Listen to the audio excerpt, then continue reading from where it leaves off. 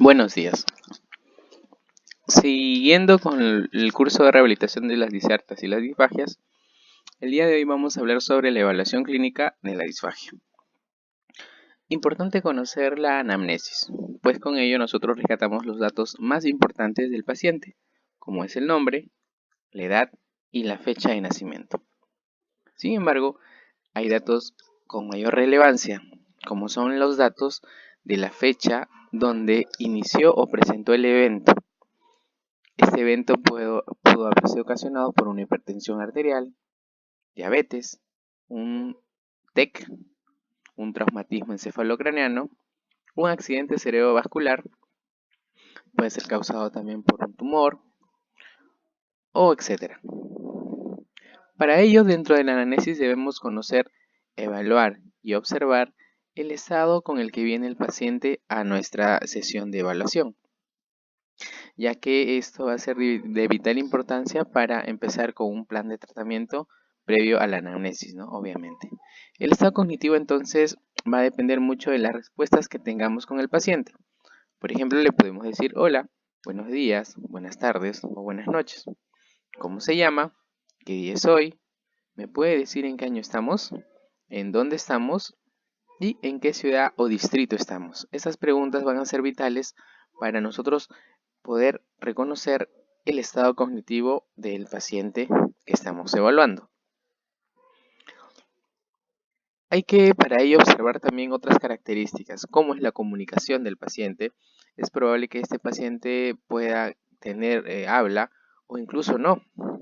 Puede que la cabeza con el que como viene el paciente esté en una flexión o incluso en una extensión. Eso quiere decir que no haya un correcto control de la cabeza, tanto en la posición sentada o semisentada. Es probable que también pueda ya venir el paciente con otro modo de alimentación, como una sonda nasogástrica, una traqueostomía o una incluso gastrostomía. Podemos también observar si presenta una parálisis facial. Es probable en estos pacientes que presenten una parálisis facial que estén con una comisura descendida y por ende el babeo sea mucho más frecuente en estos pacientes. Bueno, como ya lo mencionamos, como lo que viene a ser una traqueostomía, una sonda nasogástrica y una gastrostomía. Importante en una traqueostomía es que el hecho que este instrumento esté a nivel de la tráquea va a dificultar el movimiento, la basculación de la laringe, que por ello va a fijar la estructura, que estamos hablando del cartílago tiroides junto con las cuerdas vocales, e impedir el descenso al momento de la deglución y desencadenar probablemente un problema de disfagia. Dentro de la evaluación tenemos algunos signos de las alteraciones deglutorias. Podemos preguntar directamente al paciente si es que su estado cognitivo es bueno o al familiar con el que viene acompañado. Preguntas como si tiene dificultades para comer, si siente que la comida se le acumula en la garganta o en el pecho incluso. Es muy común que el paciente diga, siento que cuando como la comida se me queda como en la garganta, ¿no? Esto ya es un signo de alteración deglutoria. Preguntarle desde cuándo tiene ese problema. ¿Qué alimento le es más difícil de pasar? O incluso el paciente puede decir, a veces me es más difícil pasar los líquidos como el agua y puedo los sólidos comerlos con mayor facilidad o incluso a veces viceversa. Preguntas como, ¿ha notado usted que su voz queda húmeda o con poca intensidad o fuerza después de comer? Esto es muy frecuente porque a veces incluso nosotros cuando hacemos la evaluación de los alimentos vemos que el cambio del alimento después, posterior al primer, segundo y tercer bocado, la voz cambia dramáticamente y esto es evidente simplemente a nivel auditivo. Cuando toma agua, que son los líquidos, ¿tiene tos? Esta también es una pregunta referente. Generalmente el agua, por ser menos densa, suele pasar mucho más rápido sobre la vía digestiva. Obviamente pasa por cerca de las cuerdas vocales, pero El agua, al ser mucho más rápida, menos densa, suele a veces pasar incluso hacia cuerdas vocales, produciendo muchas veces tos en el mejor de los casos.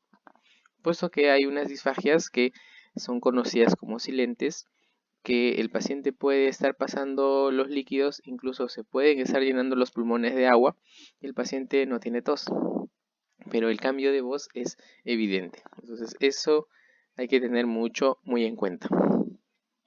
¿Cuánto tiempo tarda en comer? Generalmente, ¿qué se le puede decir? Antes usted comía en 10, 15, 20 minutos, ¿no? Y ahora más o menos usted cree que ha cambiado el tiempo, ¿no? Licenciada, licenciado, siento que los alimentos ahora pasan más lentos. Por ello, yo estoy comiendo en 1, 2, incluso 2 horas y media, hasta 3 horas me demoro en comer. Entonces también es un signo de una alteración desde la deglución. Y la pregunta también es que si ha perdido peso recientemente, ¿no? Esto es netamente por la falta de nutrición, que la falta de ingesta de alimentos, incluso el temor de atorarnos por unos pacientes que evitan o empiezan a comer de forma mucho más limitada. Entonces, en la evaluación, ¿qué es importante? Ver una prueba de alimentación, una videofluoroscopía de la deglución, interconsultas pertinentes como es el neurólogo, el neumólogo, para que vea cómo están los pulmones. Generalmente estos pacientes que tienen disfagia, o sobre todo los que disfagia silente, los pulmones tienden a estar llenos de secreciones. Al otorrino también es importante conocer, hacer evaluaciones como una nasofibroscopía y una electrometría.